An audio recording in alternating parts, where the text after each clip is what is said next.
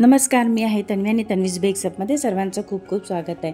तर आज आपण बनवत आहोत रबडी फ्लेवर केक आणि रबडी फ्लेवर केक बनवण्यासाठी मी पहिला स्पॉन्ज तयार करून घेतलेला रबडी फ्लेवरचा आणि त्याला 3 लेअरमध्ये कटिंग करून घेतलेला आहे आणि सोकिंगसाठी यूज केलेलं आहे मिल्क।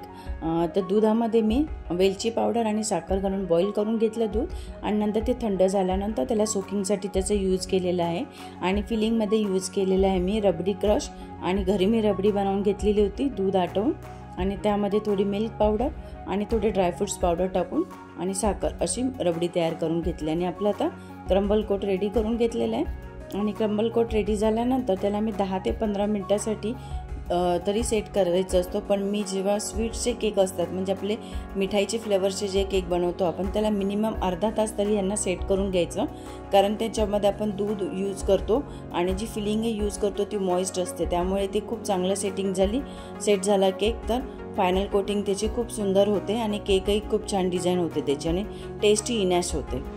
तर आता आपण फायनल कोटिंग करूया। फायनल कोटिंग करण्यासाठी आपण light yellow cream colour use करणार आहोत, कारण ही डिझाईन मी माझ्या डिझाईनमधलीच कस्टमरने सिलेक्ट केलेली आहे। तर ही डिझाईन करण्यासाठी आता आपण येलो क्रीमने त्याला कोटिंग करून घेतली, त्याला स्क्रॅपरच्या साहाय्याने साईडला डिझाईन करून घेतली आणि एक्सेस क्रीम जी होती ती काढून घेतली आणि आता आपण अशी डिझाईन तयार करण्यासाठी यूज केलेलं आहे नोझल, बास्केट नोझल। त्याने आपण केलेलं आहे असे स्ट्रेट लाईन आणि 2 अप्स करून अशा डिझाईन तयार करून घेतलेल्या। टॉपला 2 लाईन करून घेतल्या आणि डाऊनला 1 लाईन आणि नंतरचे फ्लावर्स तयार करण्यासाठी यूज केलेलं आहे मी म्हणजे आपण सनफ्लावरसाठी यूज करतो नोझल फ्लावर्सचं, त्याने असे 3-3, 4-4 पेटल्स बनवून सर्वकडे जे प्लेन भाग होता तिथे मी आतमध्ये फ्लावर्स बनवले आणि फ्लावर्समध्ये एक गोल्डचं शुगर बीड्स ठेवलं आणि मध्ये सेंटरला आपण ते रबडी स्प्रेड करून घेतली आणि ड्रायफ्रुट्स टाकले आणि आता आपला केक रेडी झालेला आहे। तुम्हाला व्हिडिओ आवडला का?